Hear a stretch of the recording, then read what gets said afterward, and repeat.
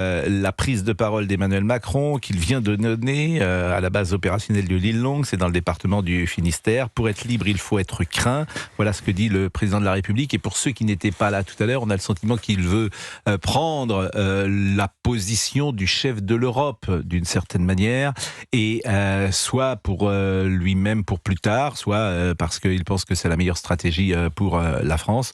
Donc je vous propose d'écouter le président de la République. Comme vous m'avez déjà entendu le dire à plusieurs reprises, pour être libre, il faut être craint. J'en ai la conviction. Notre pays détient cette arme hors du commun, qu'est l'arme nucléaire, et il en fait le socle de sa sécurité. La chaîne de commandement est d'une clarté totale, et la décision ultime revient au seul président de la République. Et devant la nation, dans ces temps d'incertitude, je le redis aujourd'hui avec force. En ma qualité de président de la République, je n'hésiterai jamais à prendre les décisions qui seraient indispensables à la protection de nos intérêts vitaux. Bon, en même temps, je l'espère qu'il prendrait la bonne décision. Mais il y a également les images au-delà du texte d'Emmanuel Macron. Et vous avez vu l'arrivée du président de la République escorté par 4 rafales sur la base de l'île Longue. Donc il y a aussi cette mise en scène, parce que tout fait sens, évidemment, dans des moments comme cela, et c'est aussi un signal qu'on envoie, tout simplement. Quand un président comme Emmanuel Macron est quand même substantiellement affaibli sur le front intérieur depuis le 9 juin dernier, où il a été battu dans les urnes, il n'a pas vraiment de majorité, et tout ça est extrêmement compliqué pour lui, et qu'il, du coup, il se rabat sur l'international en étant hyper actif sur des dossiers comme l'Ukraine, la coalition des volontaires, etc. On ne va pas lui reprocher non plus d'utiliser ça. Mais non, mais moi je ne lui reproche pas, je la mets en perspective. Je souligne que c'est une image qui est forte. Et puis, le président de la République est arrivé avec ses 4 rafales. On va pas, moi je le dénigrerai pas, puisqu'on est dans l'ère des hommes forts. Que ce soit Benjamin Netanyahou, que ce soit Donald Trump, que ce soit Feu, le guide suprême, Ali Khamenei, ou d'autres. Voilà, c'est l'homme qui incarne un peuple. On est dans cette et donc cette mise en scène correspond au moment. Voilà. Emmanuel Macron, si nous utilisions notre arsenal, dit-il, aucun État ne s'en remettrait. Si nous devions utiliser notre arsenal, aucun État, si puissant soit-il, ne pourrait s'y soustraire. Aucun, si vaste soit-il, ne s'en remettrait. Un seul de nos sous-marins, tel que celui derrière moi, emporte avec lui une puissance de frappe qui équivaut à la somme de toutes les bombes tombées en Europe pendant la Seconde Guerre mondiale.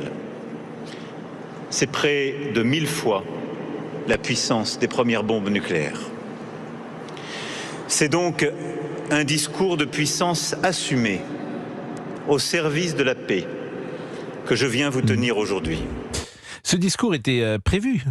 Ce discours, c'est ça qui est intéressant de noter, c'est que même s'il n'y avait pas eu ce qui s'est passé ce week-end en Iran, ce discours était annoncé depuis de nombreuses semaines et peut-être même de nombreux mois, Christophe Bordet. Absolument, et d'ailleurs, une des premières choses, le premier conflit auquel il fait référence dans le discours, est pratiquement en réalité le seul, c'est le conflit en Ukraine, puisque c'est son sujet depuis des mois et des mois.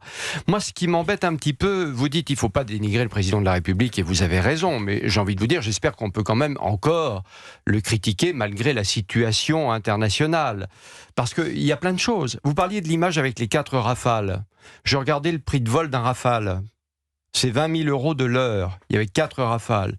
Bon, je pense que l'État français peut mettre de l'argent un petit peu ailleurs. Oui, mais ça commence par là, parce que les gens, vous tournez la tête dans tous les sens. Moi, je vous dis que les gens, ils regardent d'abord l'image qui ressort. Si on en est là, effectivement, ça, c'est la première chose. Ça vaut 20 000 €. La deuxième chose, c'est que ce discours était prévu, certes. Ce discours était prévu, mais ça fait petit chef de guerre quand même. Parce qu'elle n'a fait pas de défilé le 14 juillet. Il arrive un peu après la bataille. Et la bataille, c'était ce week-end et c'était au Moyen-Orient. Et ça l'est toujours. C'est ça le problème. Mais ça c'est le plus intéressant. Ouais. C'est-à-dire qu'au-delà de la communication, parce que visiblement, il faut quand même dire les choses, il ne reste plus que ça à Emmanuel Macron, la com, c'est le revirement en 48 heures de la position française. C'est-à-dire qu'on a un président de la République qui, par tweet et ensuite en Conseil de défense, cible quand même l'initiative israélienne et l'initiative américaine et dit « on n'a participé à rien ». on n'était pas au courant. C'est toujours très frappant quand un homme dit de lui-même qu'il a été hors jeu, qu'il est impuissant. Pourquoi le dire, si ce n'est pour donner des gages à l'Iran en disant ne nous touchez surtout pas, ou à ceux qui voudraient commettre des attentats en France, on y est pour rien. On y est vraiment pour rien. Et bien, qu'est-ce qui s'est passé 48 heures plus tard? Une base française était la cible, base navale aux Émirats Arabes Unis, était la cible de l'Iran. Et donc ce matin, changement de braquet de Jean-Noël Barrot en premier, et puis d'Emmanuel Macron qu'on vient d'écouter. Et là, on se dit qu'en fait le problème, c'est peut-être pas les États-Unis et Israël, c'est plutôt l'Iran. Et donc on cible plus dans le verbe l'Iran que ce qu'on a dit sur Trump et sur Netanyahou. Donc c'était quand même un problème, cette position de la France qui a fluctué en 48 heures et qui, avant de voir que le vrai sujet c'est l'Iran, a ciblé l'intervention américaine et israélienne, même s'il est vrai qu'on ne sait pas si ça va pas s'enliser et si ça ne va pas se retourner contre le président américain. D'autant que la prise de conscience dont parle Gauthier, elle escamote aussi une réalité historique. C'est-à-dire que l'Iran, la France a été touchée de plein fouet par le Hezbollah. Les attentats du Drakkar, les attentats durant les années 80, c'est quand même un État qui finance le terrorisme à travers le monde, qui a des proxys qui peuvent nous attaquer partout dans le monde. Il y a des auteurs, chercheurs comme Emmanuel Razavi, qui a écrit un superbe ouvrage qui s'appelle La pieuvre de Téhéran, qui explique très bien comment l'Iran finance des proxys et des groupes ou des groupuscules islamistes qui menacent notre sécurité intérieure. Et ça n'apparaît pas du tout dans le discours d'Emmanuel Macron. Bon, dernier passage d'Emmanuel Macron, c'est l'augmentation du nombre de têtes nucléaires, et ça, c'est une annonce. J'ai ordonné d'augmenter le nombre de têtes nucléaires de notre arsenal. Pour couper court à toute spéculation, nous ne communiquerons plus sur les chiffres de notre arsenal nucléaire, contrairement à ce qui avait pu être le cas par le passé. Pour être libre donc, il faut être craint. Et pour être craint, il faut être puissant. Cette augmentation de notre arsenal en témoigne. Mais pour être puissant, et c'est le deuxième temps de mon propos aujourd'hui, il faut être plus unis. Qu'est-ce qu'il veut dire plus unis en Europe ? Oui, c'est toujours le sous-entendu fédéraliste derrière. Mais en soi, c'est pas faux. Non, mais imaginez que c'est pas faux. Mais en tout cas, c'est une possibilité qu'on peut entendre. Que alors André Vanini nous dit ça régulièrement autour de la table lorsqu'il est avec nous, qu'une défense européenne s'organise et mutualise. C'est quelque chose qu'on peut entendre. On a essayé d'en parler d'ailleurs pendant des années, mais on nous disait que c'était l'OTAN qui faisait le travail, donc il n'y avait pas besoin de défense européenne.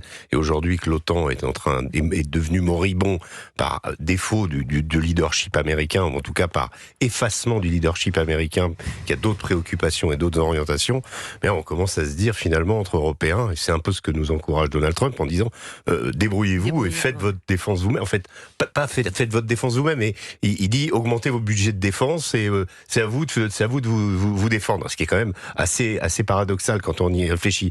Mais oui, chez Emmanuel Macron, il y a une volonté, à mon sens, d'utiliser la guerre en Ukraine. On le voit bien avec des formules comme la coalition des volontaires, des choses comme ça, pour montrer qu'il y a, qu'on est plusieurs et qu'on fait tout ensemble. Le vrai problème aujourd'hui, c'est la pertinence de la France dans tout ça, la pertinence de la nation française, ce qu'elle a à dire, ce qu'elle a à donner, sa projection dans le futur. Et là, moi, ça me semble, hypothéquer un futur, avec qu'on fasse l'Europe des nations. Moi, c'est mon souhait le plus cher, mais qu'on s'aventure dans l'Europe telle qu'elle est aujourd'hui, autour de cette espèce de superstructure qui déplaît à tous. Je pense que c'est pas vers là qu'il faut s'orienter. Georges Fenech va réagir dans une seconde, mais il est à 16h26. Je n'arrive pas à imaginer une armée unique avec le même uniforme, qu'on soit serbe, qu'on soit italien. D'ailleurs, vous avez vu, pour la coalition des volontaires, il y en a beaucoup qui ont dit non. Hein. Bien sûr. Donc, il faut quand même pas rêver. La défense, c'est national. Une anecdote. Marquons une pause et nous allons dire cela. Une anecdote, c'est le général Pierre de Villiers qui m'avait dit « On peut convaincre toujours un homme d'aller mourir pour la France. En revanche, c'est beaucoup plus difficile de lui dire qu'il va mourir pour Bruxelles. » Mais bien et sûr. dit comme ça, voilà. C'est évident. Je ne suis pas sûr aujourd'hui que vous auriez même des jeunes Français qui veulent mourir pour la France. Pour la France. Je pense qu'aujourd'hui, il y en a encore. Ce temps-là me paraît bien passé. Il est 16h26, on marque une pause. C'est vrai que le sujet est particulièrement aride et nous sommes autour de la table plein de sérieux et de gravité. Mais c'est l'actualité qui commande. À tout de suite.